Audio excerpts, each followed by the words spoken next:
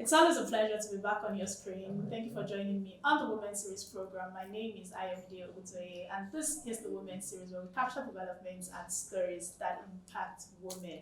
What a wonderful year it has been so far. I'm guessing this is the last I don't know, maybe not the last, but definitely the last where I'm going to be sitting with a guest for this year. 2021 has been awesome to us, and we're grateful to God. We're grateful to God for all the feats we've achieved this year. And we've had such an interesting month, interesting conversation this year as well, spotlighting women and celebrating women as well. And on my hot seat today is Mrs. Qudrah Jimoh, the Director of Studies at Al-Azeemah Montessori School. I'm so happy to be speaking with somebody in the education system and also celebrating them as well. So welcome with me, Mrs. Qudrah Jimoh.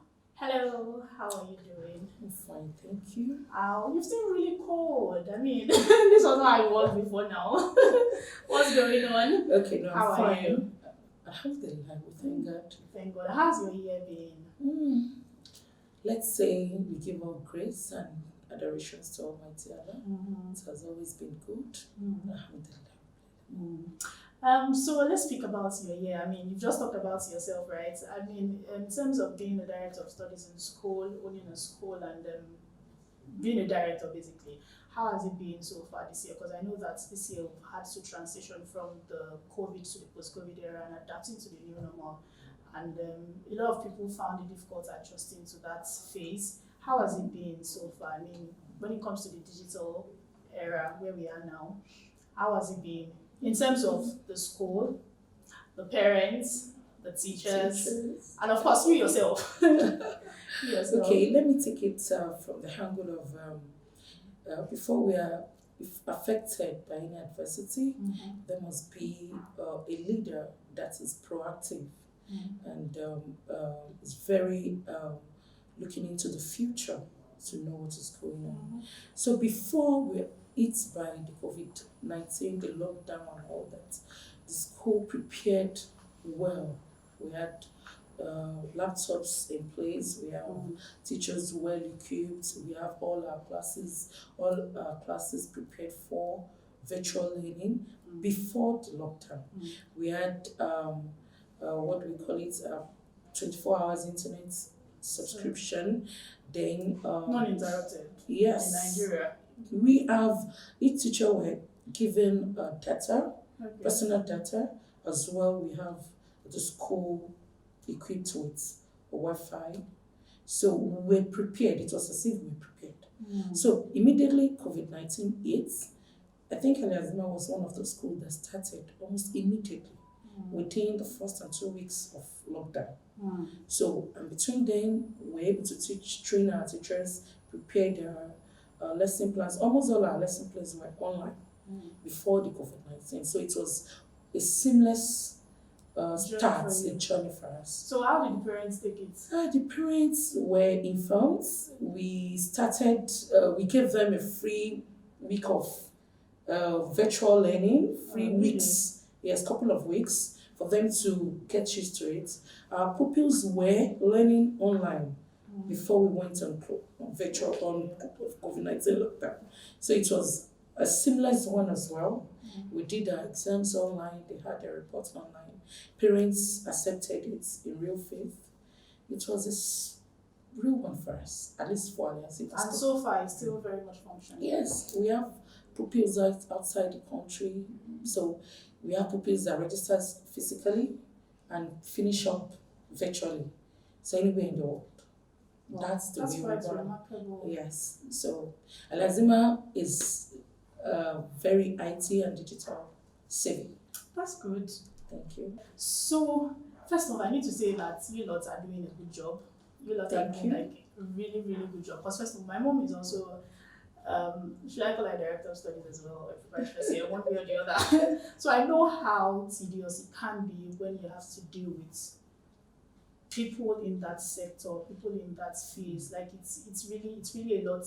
As a leader or as a proprietress, you have to deal with the teachers, you have to deal with the school, you have to deal with the pupils or the students. You have to deal with ministries of education, deal with LIEs. It's a lot. Deal with publishers, come up with curriculum and all of those things. It's quite cumbersome sometimes. I mean, you have to think about it. But you're handling it well very much, and seeing how the transitioning process was quite easy and seamless for you. But how do you, speaking about this set of people that I just mentioned now, I've heard my mom's side of the story, right? And sometimes she breaks down and says, it's a lot. It's a lot, especially when you even have to deal with curriculum, and then it's a whole lot. It's a whole lot of what. Let's hear from you. How do you handle all of those fees? From the ministry to LIE to ZIE to publishers, and coming up with new curriculums every day. Just hear that they've woken up and said that, no, this is not working anymore. We want to introduce one or two things into the curriculum. So how do you handle all of those things that people don't see? Let's say Alhamdulillah first. Yeah. Thank God. But I believe that as an entrepreneur, whether you are in education, you're in finance, you're in bank, entrepreneur is an entrepreneur. You have you have a lot of things to deal with, irrespective of.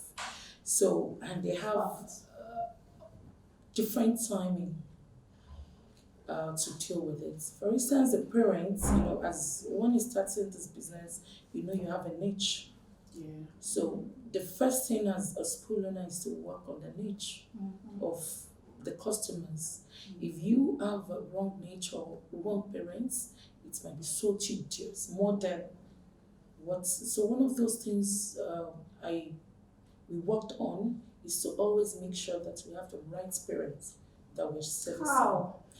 Sometimes. So do you say that, or this set of parents, you reject their No, it's not like that. I'm just trying to say that, you see, sometimes even if you have a customer, there must be something that shows to your customers that this is what I'm about to offer you. So if a customer comes in or a parent comes in, walks in, and you don't have a structure, you don't have a culture, you don't have a curriculum, then it will be more tedious than being the way it is. The business on its own is tedious already. Yeah. So, trying to understand what you're doing with passion and carrying people along matters a whole lot. It will give it a very seamless and stress-free, near to stress-free. Let me not say stress-free. Near to stress-free. Because first of all, having to deal with children. Oh no. Okay, coming to the teacher's side. Yeah, coming to the teacher's side, we always have the good ones and the bad ones, the professionals and the non-professionals. Let me continue. The ones that found themselves doing, they don't really have the passion for exactly. it. So it's now left for the structure, the school structure, to determine how the person you're employing or how the teachers will see if they fit in or not, or you that you're employing them, the employer will discover if they fit in or not. So it's the same way as having a good structure that will determine who you invite in or who you employ for. So the structure would basically speak for you. The policy, the structure, the culture. So when they know that, the parents definitely say, no, this place is not for me. This is not for me. So in one way or the other, we have staff that will say, no, I can't cope.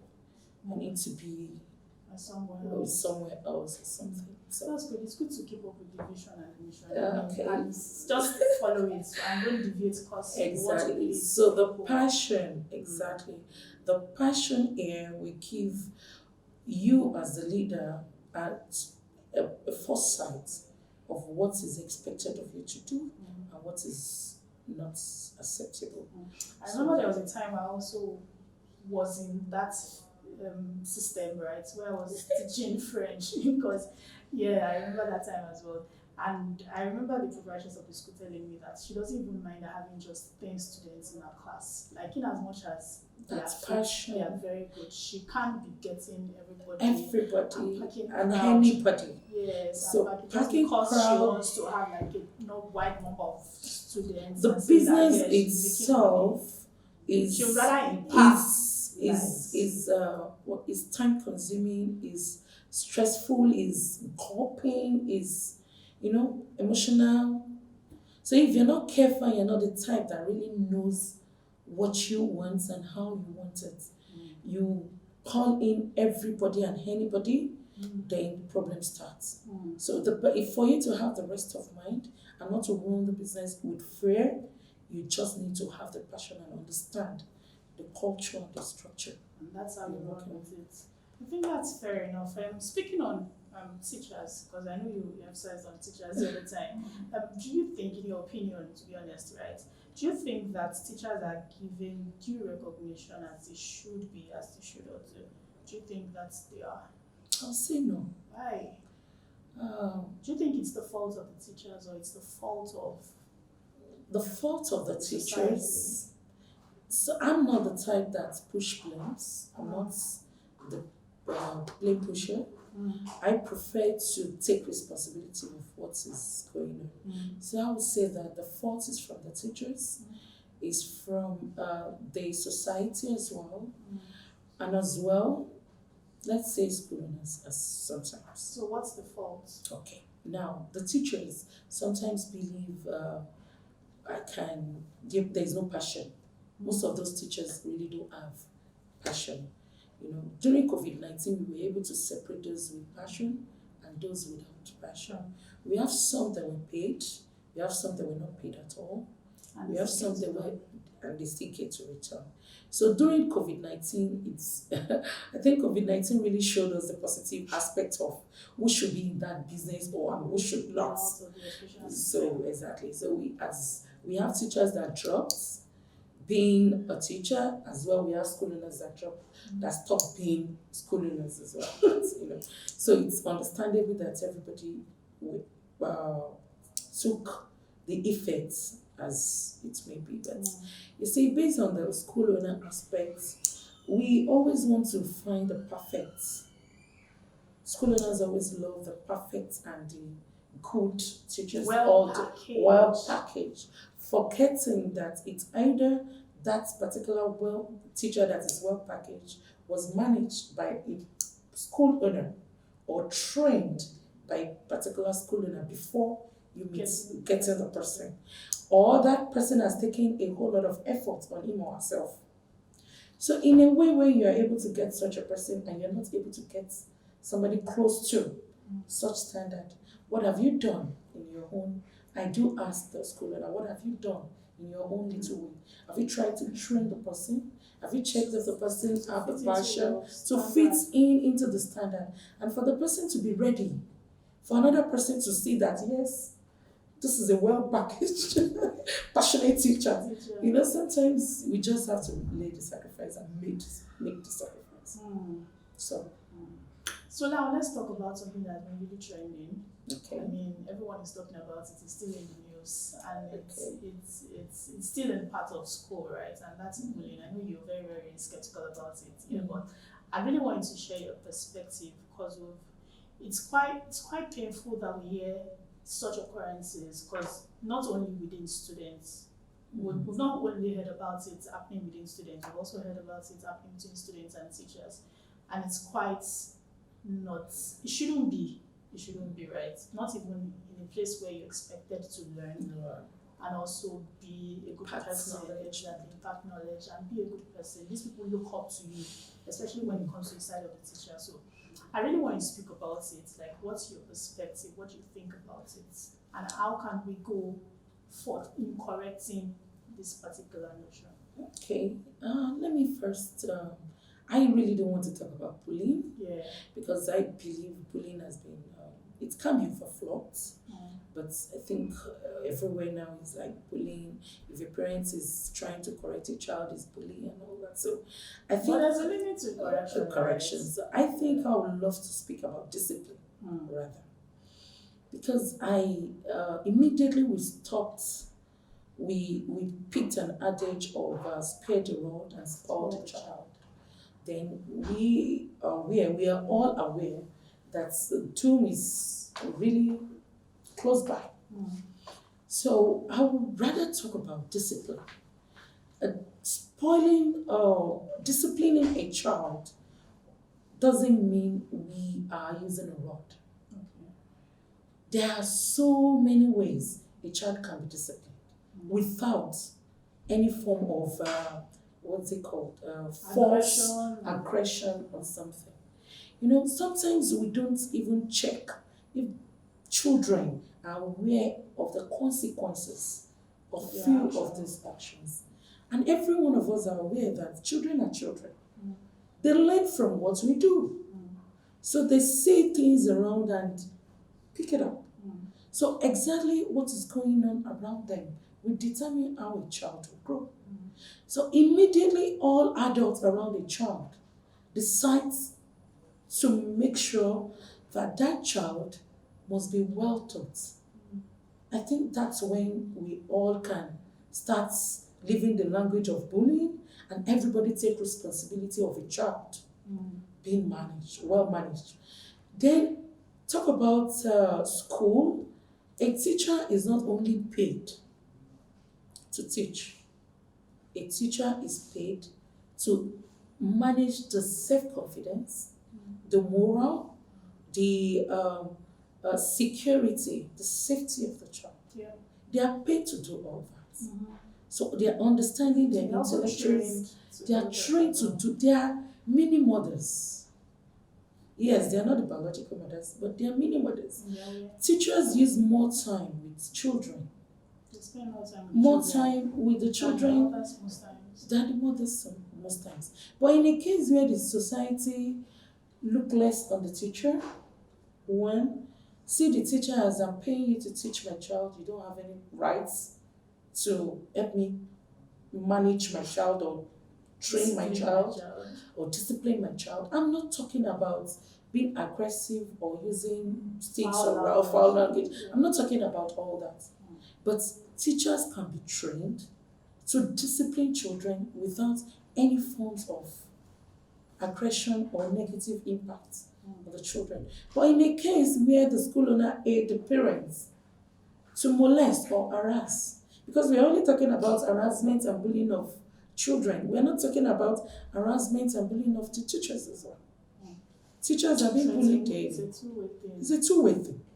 So in a case when a teacher is not feeling that I'm fit enough to manage the children in my care, we are getting to the do. So I'm going to touch on one thing that you mentioned now about discipline, right?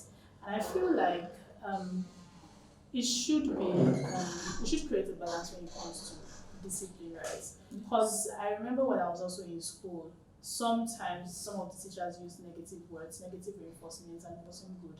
I feel like teachers, just like you said, teachers should also be corrected and trained so that there's a level to which you discipline a child, there's a level to which you speak, because all of these things manifest in children. So as school owners and as teachers, as pick up positive reinforcements, be good, as in try as much as possible to show love to these people. Most of these people don't even feel like coming to stay sometimes, but it's just one phase that we all need to pass through, and they are looking up to you. So it's a good thing that we should just be kind. Be kind. And also parents is learn to be kind. So I'm not in support of bullying. I'm very much against bullying. Very, very much against bullying, as much as I didn't grow up being bullied. But I'm very much against bullying. Bullying is it's societal influence. Every one of us needs to just work on it. It is not only the blame on the school, the parents need to. Some parents also bully their children. You're talking about children. Sometimes they don't bully their children. They bully their maid. Oh, they bully their adult staff. That's true. And the children are watching. They're watching. That's true. So that's true. We all just need to do. We all need to do better as society. School owners as well see themselves as mini God.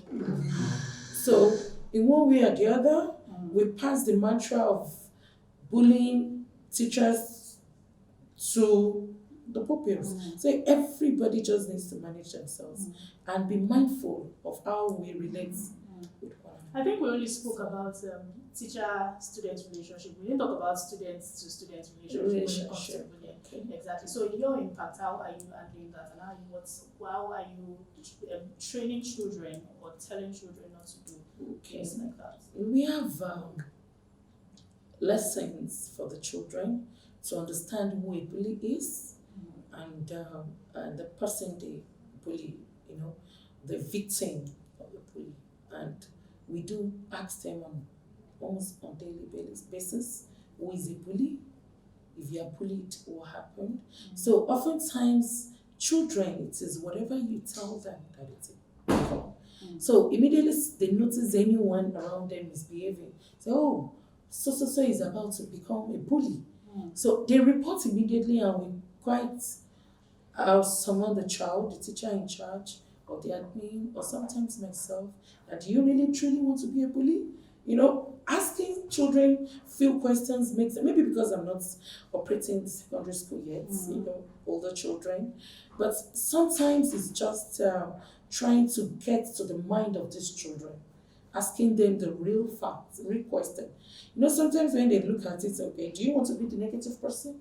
They feel like, no, I don't want to be a bad person. So sometimes you just make them know, and that's a stand you make all children to know that they are not. Else, the person bullying might become the one, or the next person they bully. The train continues. Like that. Thank you for addressing my question. I mean, thank you for doing justice to it. So, on the final note, what would you say? What would you like to say to parents? I mean, concerning forthcoming year, and then in terms of their words, their parents and guardians. So let me not put parents alone. In terms of their words, their children, and when you ask it pertains to the academics of the children. So. Okay. And finances, as well. Please. Yeah, I'm a parent as well, and I believe if I can raise my child, I think I should be able to raise any child. Yeah. Yes, either my biological, my physical, or my environment children. So I'll just solicit or plead with parents to let us have what's it called, autonomy of raising. Unity of raising these children. Oftentimes, you know, we look away. Like, no, it's not my child. What's my concern? And what goes around comes around. So I think we just all need to, as parents, to understand the fact that children will always be children, and we cannot take away their childhood from them. So, and it is the responsibility of all adults, the surroundings of where we have children, to guide the children. So that is on the parenting aspect. On the academic aspects, I'll just say that parents should know exactly what they're looking for in schools before enrolling the children. So we just don't go into a school based on structure or based on clique or based on finance. Yeah. My pocket is big and I must be big. You know, sometimes we all need to have the common. Of course, we have those that want to be in their league. That's okay. Of course, we have different classes of. Yeah, right. It's understandable, but I just believe, irrespective of the class, a parent should know and have exactly what you're looking for, academic-wise, connection-wise. Moral-wise, you know, religion-wise, you know exactly what you're looking for, and you go for it. And immediately you think the school is not giving you exactly what you don't hesitate. Call the attention of that. Okay, I brought my kids or my children to your school because of this and this. I'm not finding it there. Sometimes a derail might come. Of course, business is not as easy as we're looking at it. We just don't get money. Some believe school owners get the money and spend. I testify to that. Some believe once the money comes in, then you travel all around and you're a big woman. I really wish. Exactly, we wish. You know, it's not so. We have a whole lot of things at hand.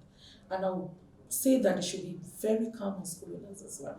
It's not as easy as that. We only try to paint our face, package up, and just like all businesses. It's good. Thank you very much. I think I love that part. Yes, teachers, parents rather should look out for what they want, rather than following cliques and moving with the trend and saying, no, my children must go to one particular school because this is where the rich people are going to go anyway. You can decide that for yourself. And I'd like to say on closing that you're more than the grades that we see. You're more than the curriculums and the grades. You're more than the the curriculum. Basically, you are more important than collected data. You are the eyes that will see, you are the hands that help, and you are the hearts that love. I'm blushing. And we appreciate you in that regard. Thank you very much. We see what you're doing, and may God bless the works of your hands. No child will die in your hand. Amen. It's well with you.